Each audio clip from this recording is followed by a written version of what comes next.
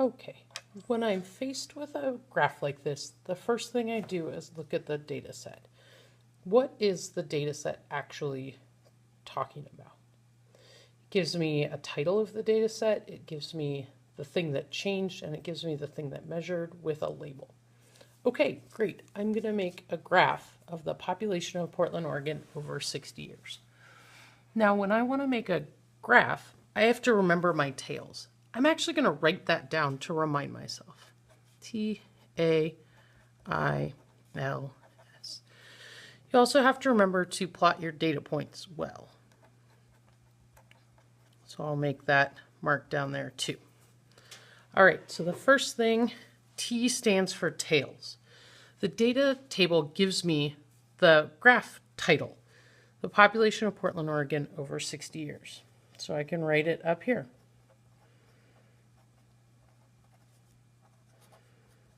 We want a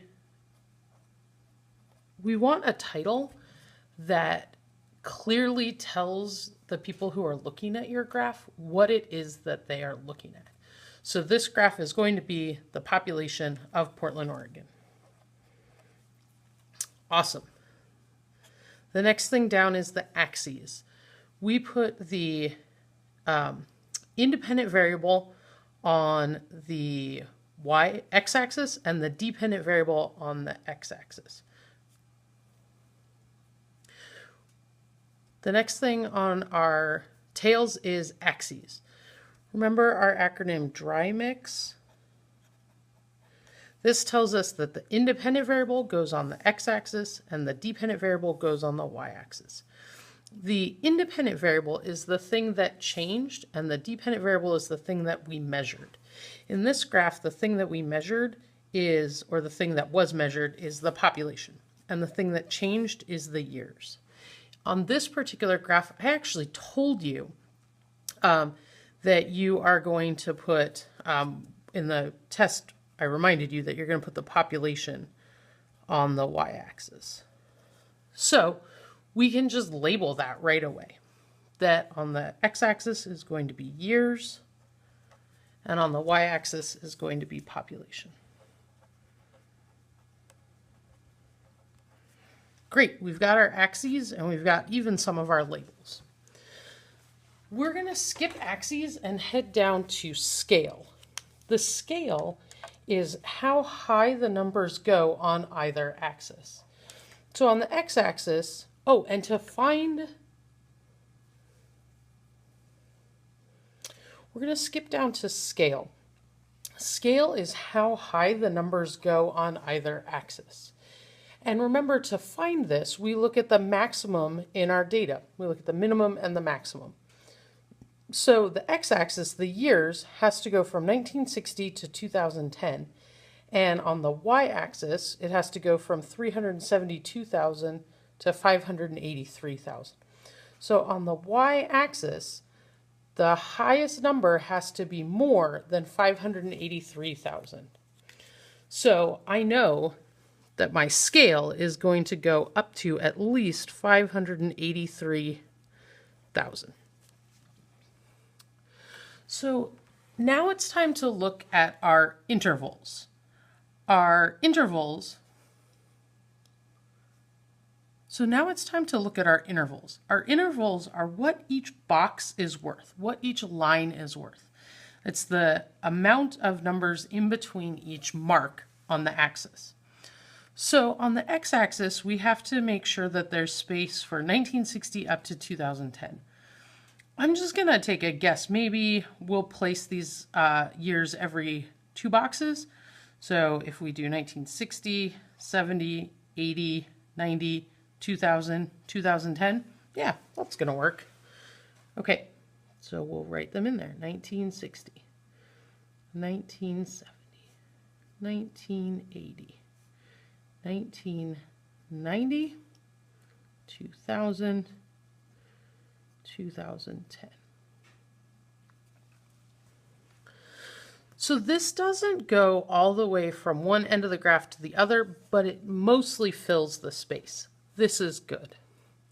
All right, the y-axis is going to be a little more tricky. But I showed you that you're going to start at 340,000 and you have to get all the way up to at least 583, 590,000. I always recommend trying to start with counting by ones, twos, fives, or tens. So if we were going to start with counting by 10,000s, 350,000, 60,000, 70,000, 80,000, 90,000, 400,000, 10, 20, 30, 40, 50, 60, 70, 80, 90, that doesn't get us there anywhere near enough. What if we did it by 100,000? So 340,000, 440,000, 540,000, 640,000. Well, that would work, but all our data would be squished in this little area. So that's not going to work either. What about by 20,000s?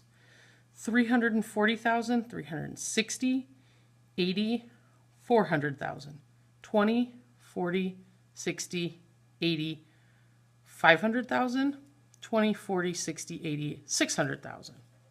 Hey, that would get us more than 500,000 and it fills up the space. Again, it doesn't go all the way to the top, but it fills up the space. That seems pretty good. I could write 320,000 right there, like that, or I could actually skip them. 20, 340, oops, that's 360, 380,000.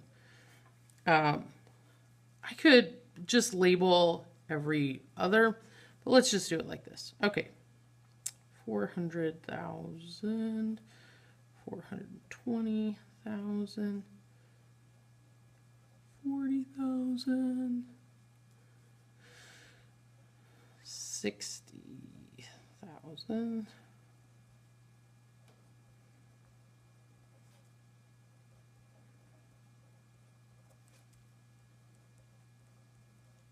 Yay, 540,000.